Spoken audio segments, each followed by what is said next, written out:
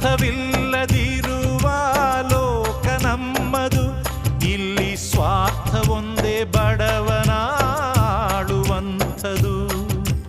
ಎಲ್ಲ ಇಲ್ಲಿ ಒಳ್ಳೆಯದು, ಎಲ್ಲ ಕೆಟ್ಟದು, ಬಂದ ಹಾಗೆ ಪಡೆಯೋದೇ ಆ ದೇವರು ಕೊಟ್ಟಿದ್ದು ನಂಬಿಕೆಯೇ.